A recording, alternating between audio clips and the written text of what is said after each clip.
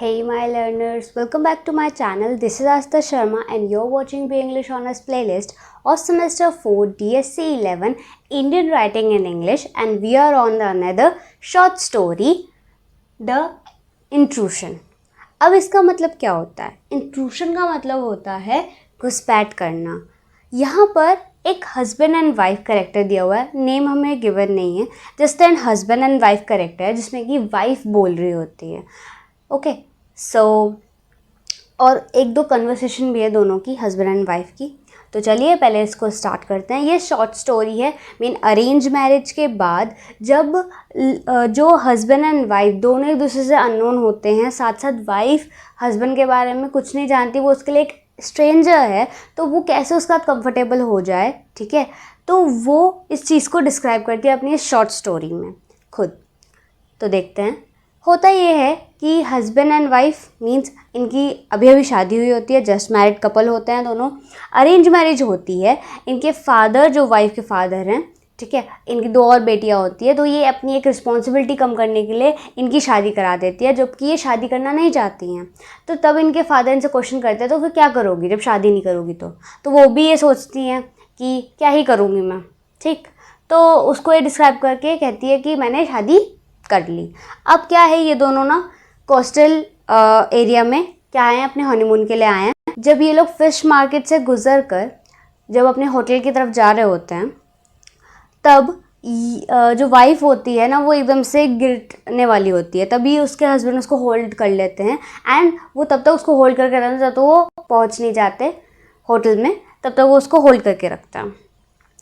And wife को ये चीज़ बहुत अनकंफर्टेबल लगती है, बिकॉज उसके लिए वो पूरे तरीके से स्ट्रेंजर है. ठीक, अरेंज मैरिज हुई थी तो वो उसके लिए पूरी तरह से स्ट्रेंजर है. तो यहाँ पर उसे बहुत अनकंफर्टेबल फील होता है. वो चाहती है कि वो उसका हाथ छोड़ दे, उसको ऐसे ना पकड़े. ठीक है, तो वो ना जब वहाँ पर अपने होटल पहुँचते हैं, तब जो सर्वेंट्स होते हैं वहाँ पे, तो वो कुछ पूछते हैं कि आपको कुछ हेल्प चाहिए कि नहीं, क्या लाएं हम आपके लिए, कुछ जस्ट एज दे सर्व. सो वो कहते हैं आप चाय ले आओ मेरे लिए. ठीक है, और हस्बैंड तब उसी सर्वेंट से बात कर रहा होता है कि वी आर लकी दैट हमें आपके ही होटल में रूम मिला. ठीक है, तो तब ना वाइफ को ना वहाँ पे ना जो बेडशीट होती है वो बहुत मेसी लगती है. तो वो सोचती है कि मैं उस सर्वेंट से बोल दूँ कि इसको क्लीन अप करा दें, चेंज करा दें. लेकिन वो फिर एक उसके माइंड में थॉट आता है कि यार मैं ऐसे बोलूँगी तो ये कुछ गलत ना सोच ले. ठीक है, ये कुछ सबको जाके बोलेगा और सब लोग हमारे लिए जोक क्रैक करेंगे, देखो कैसे हस्बैंड वाइफ हैं. ठीक है, तो मतलब वो कुछ ऐसी थिंकिंग कर रही होती है अपने माइंड में. एंड साथ साथ वो ये भी सोच रही होती है कि मेरी शादी हो गई. ठीक है, मेरे फादर ने मेरी शादी करवा दी, अब उनको भी रिस्पॉन्सिबिलिटी पूरी करनी थी कि मेरी और दो बहनें भी हैं. ठीक है, तो तब उसका हस्बैंड ना उसको पीछे से होल्ड कर देता है, एकदम से उसको पकड़ लेता है पीछे से.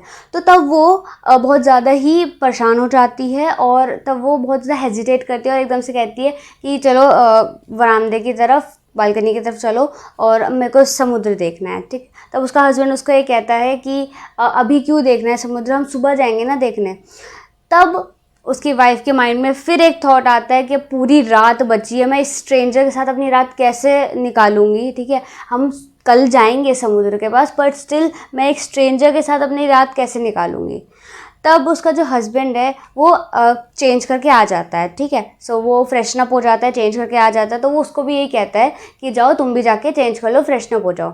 तो जो वाइफ होती है वो कहती है कि अभी हमें ना एक साथ ना बॉन्डिंग क्रिएट करनी चाहिए. ठीक है, अभी इतनी जल्दी हम लोग आगे बढ़ जाएं. ठीक है, एज हस्बैंड एंड वाइफ हम लोग लव एक्सप्रेस करें. ठीक है, हम लोग लव करें, इट्स नॉट गुड.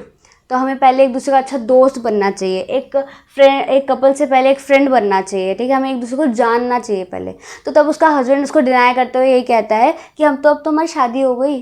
ठीक है, अब क्या, अब तुम क्या इस पे सर्टिफिकेट क्या मोहर लगाओगी तुम इस पे. ठीक है, अब भी तुम्हें क्या जानना है, अब तो हमारी शादी हो गई ना, so it's normal for us, we can do it. तो वो कहते हैं I am not ready, but still the husband forcefully do that love on her, and वो चिल्लाती रहती है, चीखती रहती है, पर वो कुछ नहीं कर पाती. ठीक है, तो this known as a marital rape, in which their wife is not comfortable to do, but the husband force. At the male dominance, the power dynamics is shown. Okay, सो यहाँ पर वही चीज़ें, इसकी जो थीम्स है वो भी ये दर्शाती है। फैमिली डायनामिक्स की फादर ने शादी कर दी, पावर डायनामिक्स की मेल डोमिनेंस ने, ठीक है, उन्होंने सुना नहीं, समझा नहीं, कुछ करा नहीं, क्लियर। एंड उसके बाद जो जेंडर रोल और एक्सपेक्टेशन होती है कि हर एक पर्सन का अपना एक रोल होता है, ठीक है।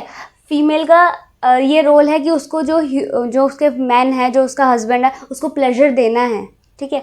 तो ये उस पर निर्भर करता है, ठीक, वो अपने हस्बैंड को कैसे खुश रखे। फिर social conformity and versus individuality, यहाँ पे ये भी चीज़ आती है कि सोशली उसको हर चीज़ मेंटेन करनी पड़ेगी कि अगर इस आदमी ने मुझे छोड़ दिया, अगर अपने हस्बैंड से सेपरेट हो गई, तो क्या होगा, मुझे मेरे फादर एक्सेप्ट नहीं करेंगे क्योंकि उन पे तो पहले से ही बर्डन है मेरी दोनों बहनों का। तो अब मैं करूँगी क्या, तो मुझे इस शादी में बंध के रहना पड़ेगा। और ये है पूरी आपकी शॉर्ट स्टोरी। आई होप आपको क्लियर हुई होगी। ये बहुत ही मेजर डोमेस्टिक कॉन्सेप्ट पे है। आई होप आप सबको ये समझ आई होगी। फर्दर कोई डाउट हो तो आप कमेंट कर सकते हैं। Okay, so stay tune. All the best for your exams. Bye bye.